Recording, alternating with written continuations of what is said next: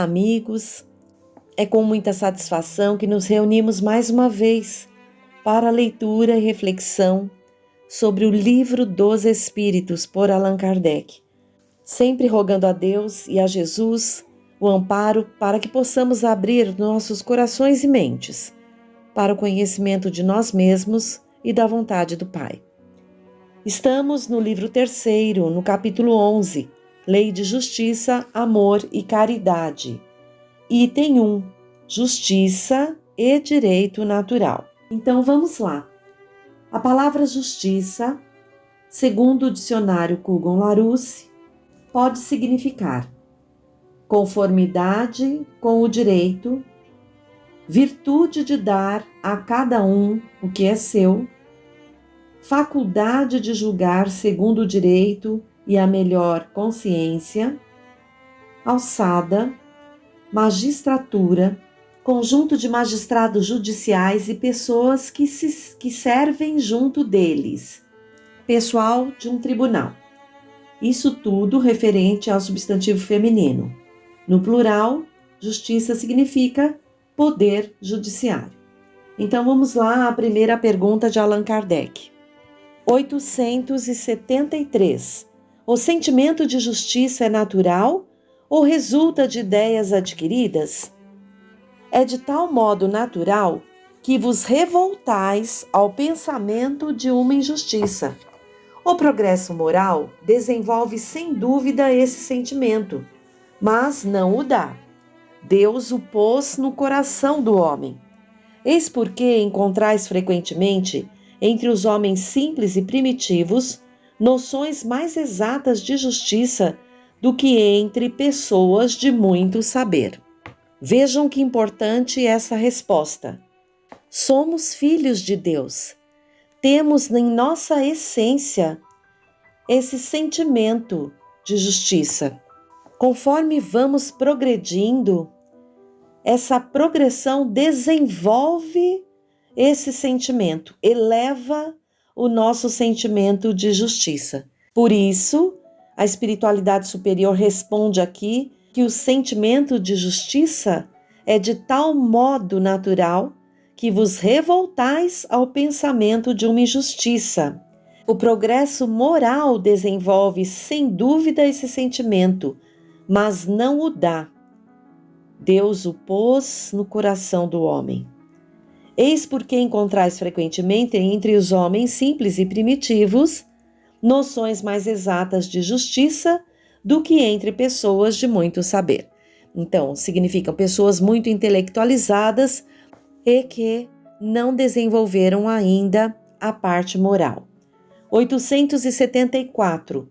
Se a justiça é uma lei natural, como se explica que os homens a entendam de maneiras tão diferentes que um considere justo o que a outro parece injusto? É que, em geral, se misturam paixões ao julgamento, alterando esse sentimento, como acontece com a maioria dos outros sentimentos naturais, e fazendo ver as coisas sob um falso ponto de vista. Fica claro, então, por que temos tantas maneiras diferentes de enxergar a justiça ainda, na nossa condição de espíritos tão imperfeitos, vivendo num mundo ainda de provas e expiações, desenvolvendo muitas vezes mais a asa intelectual do que a moral. Vamos estar testemunhando muitas dessas situações onde nos equivocamos com o sentimento de justiça ainda. Por isso a importância de nos desenvolvermos no sentido moral, para que possamos desenvolver esse sentimento de justiça que está inato, que Deus colocou como tantos outros, o de liberdade e tudo mais, mas que ainda, devido à nossa condição bem complicada moralmente falando, nos equivocamos na vivência e no entendimento desses sentimentos. 875. Como se pode definir a justiça? A justiça consiste no respeito aos direitos de cada um. 875A. Que determina esses direitos? são determinados por duas coisas: a lei humana e a lei natural. Tendo os homens feito leis apropriadas aos seus costumes e ao seu caráter, essas leis estabeleceram direitos que podem variar com o progresso. Vede se as vossas leis de hoje, sem serem perfeitas, consagram os mesmos direitos que os da Idade Média. Esses direitos superados, que vos parecem monstruosos, pareciam justos e naturais naquela época. O direito dos homens, portanto, nem sempre é conforme a justiça. Só regula algumas relações sociais, enquanto na vida privada há uma infinidade de atos que são de competência exclusiva do Tribunal da Consciência. Vejam, os espíritos até pedem para que a gente faça a comparação, observando o nosso próprio planeta e a história com relação às leis da época de Moisés até aqui, o que era considerado ali justiça dentro de uma sociedade. Então a gente verifica que evoluímos algo no que se refere às leis humanas, conforme a evolução ali da civilização, mas que estamos muito aquém ainda de onde devemos chegar, porque muitos de nós, na nossa intimidade, como diz aqui, abre aspas, na vida privada há uma infinidade de atos que são de competência exclusiva do Tribunal da Consciência. Fecha aspas. Seguindo, 876. Fora do direito consagrado pela lei humana, qual a base da justiça fundada sobre a lei natural? O Cristo vos disse, abre aspas, querer para os outros o que quereis para vós mesmos, fecha aspas. Deus pôs no coração do homem a regra de toda a verdadeira justiça, pelo desejo que tem cada um de ver os seus direitos respeitados.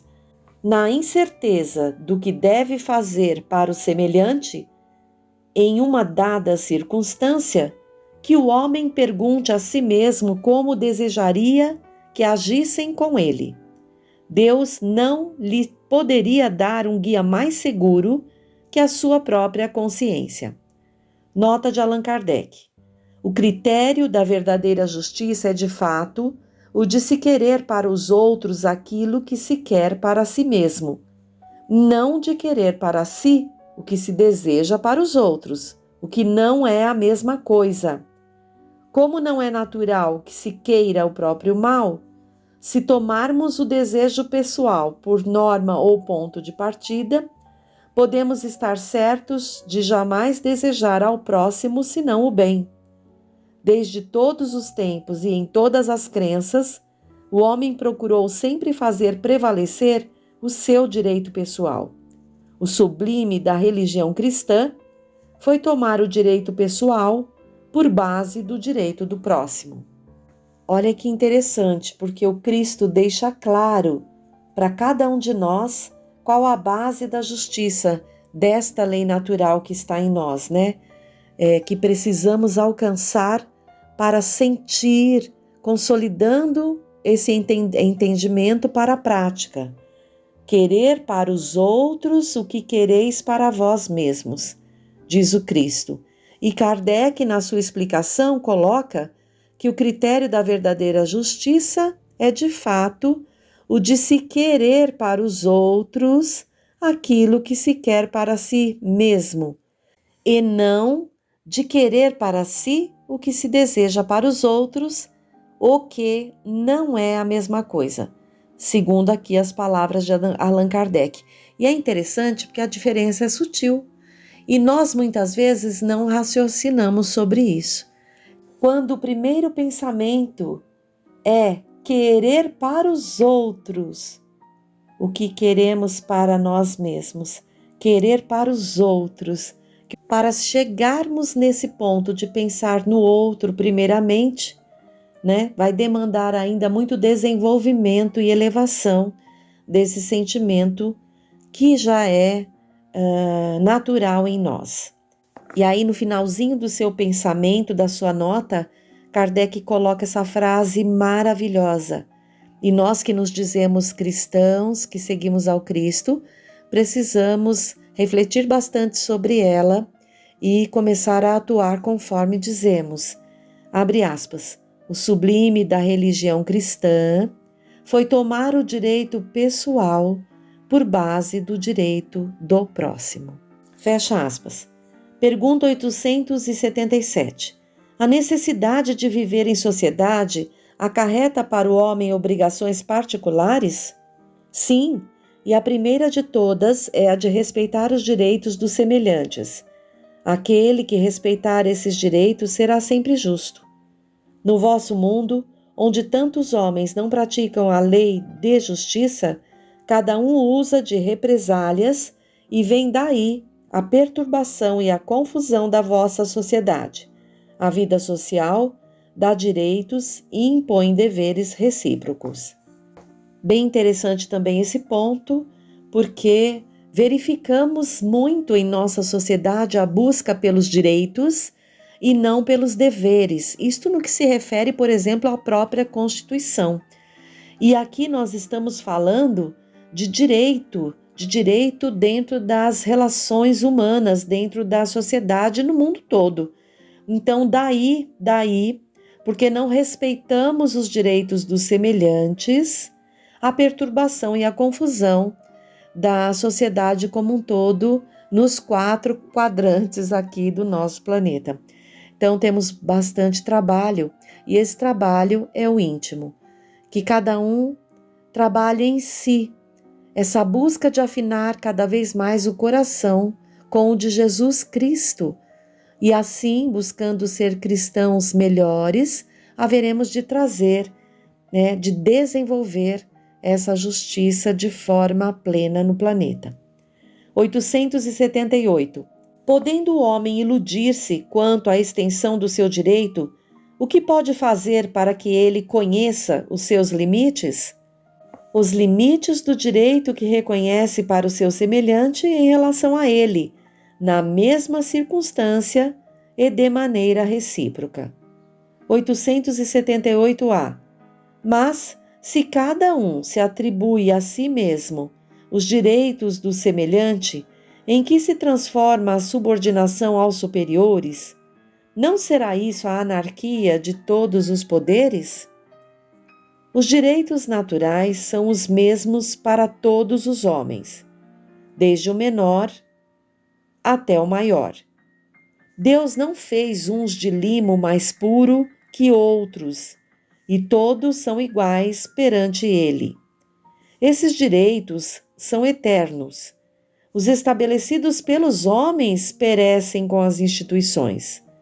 De resto, cada qual sente bem a sua força ou a sua fraqueza e saberá ter sempre uma certa deferência para aquele que o merecer por sua virtude e seu saber. É importante assinalar isto para que os que se julgam superiores conheçam os seus deveres e possam merecer essas deferências. A subordinação não estará comprometida quando a autoridade for conferida à sabedoria. Então percebam, se há anarquia, ainda não há harmonia entre justiça e sabedoria. Então, ainda é uma fraqueza moral dentro da sociedade.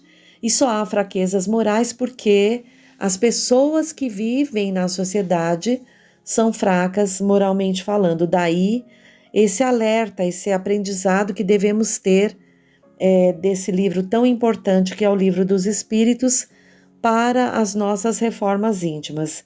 E a última pergunta deste item, 879.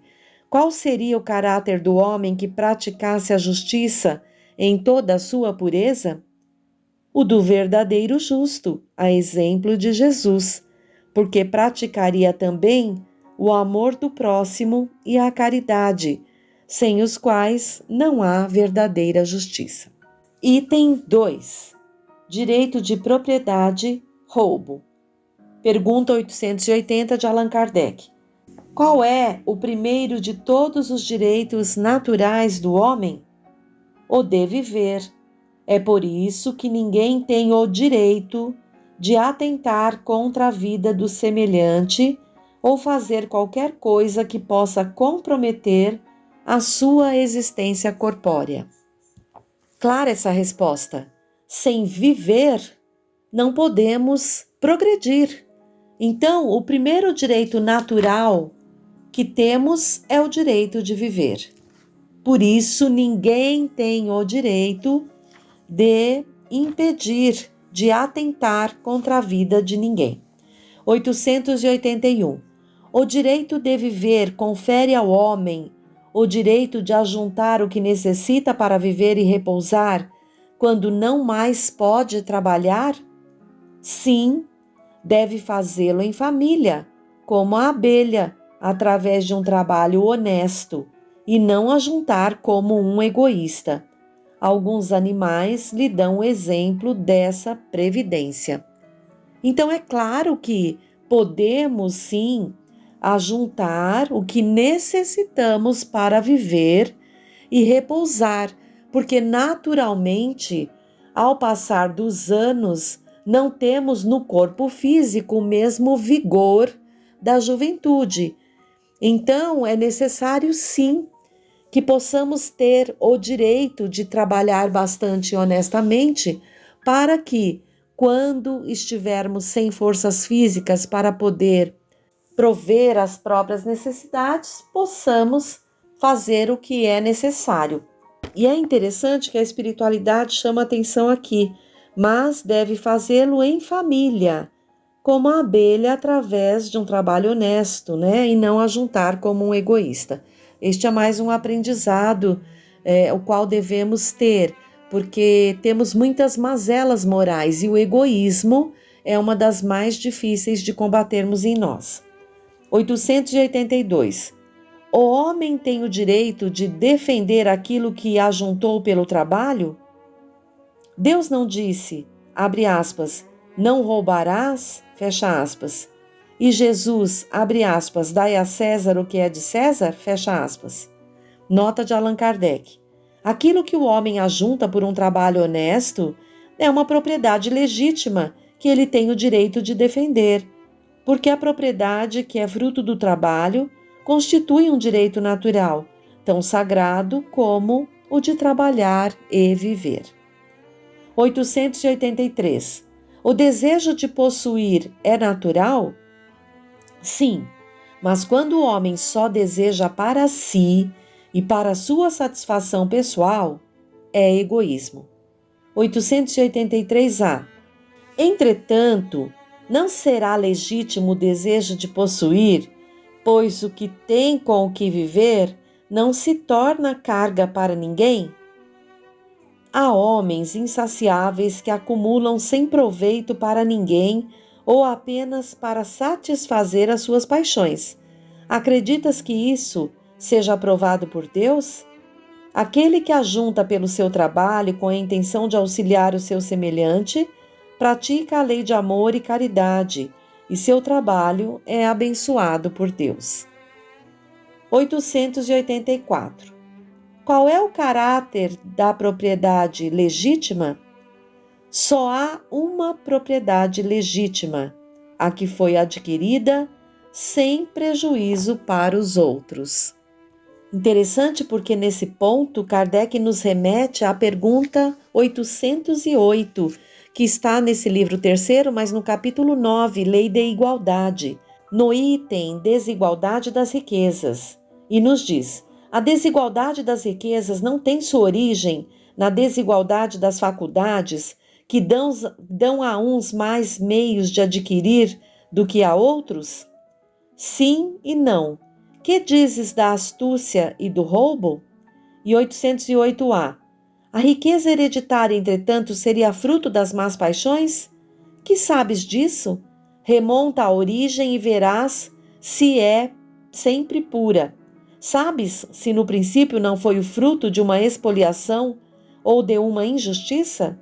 Mas sem falar em origem, que pode ser má, crês que a cobiça de bens, mesmo os melhor adquiridos e os desejos secretos que se concebem de possuir o mais cedo possível sejam sentimentos louváveis? Isso é o que Deus julga, e te asseguro que o seu julgamento é mais severo que o dos homens.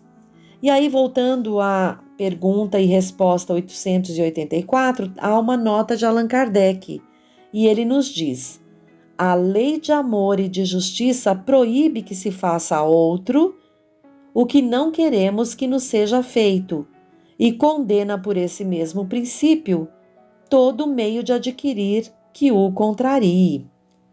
E a última pergunta deste item 885. O direito de propriedade é sem limites? Sem dúvida, tudo o que é legitimamente adquirido é uma propriedade, mas, como já dissemos, a legislação humana é imperfeita e consagra frequentemente direitos convencionais que a justiça natural reprova. É por isso que os homens reformam suas leis à medida que o progresso se realiza e que eles compreendem melhor a justiça. O que num século parece perfeito, no século seguinte se apresenta como bárbaro. E aqui nesse finalzinho ainda Kardec nos pede para relembrar no livro 3º, capítulo 8, na Lei do Progresso, no item Progresso da Legislação Humana, a pergunta 795 de Kardec. Qual a causa da instabilidade das leis humanas? Nos tempos de barbárie, são os mais fortes que fazem as leis e as fazem em seu favor. Há necessidade de modificá-las à medida que os homens vão melhor compreendendo a justiça. As leis humanas são mais estáveis à medida que se aproximam da verdadeira justiça, quer dizer, à medida que são feitas para todos e se identificam com a lei natural. Então, que possamos refletir bastante nesta palavra justiça, mas buscando encontrá-la, reconhecê-la dentro de nós e que possamos ter a lucidez e a humildade de procurar desenvolvê-la através dos ensinamentos do Cristo. Aí sim, teremos um sentimento de justiça cada vez mais elevado, por conta do progresso que estamos nos esforçando por alcançar. Por hoje ficamos aqui, até o próximo encontro.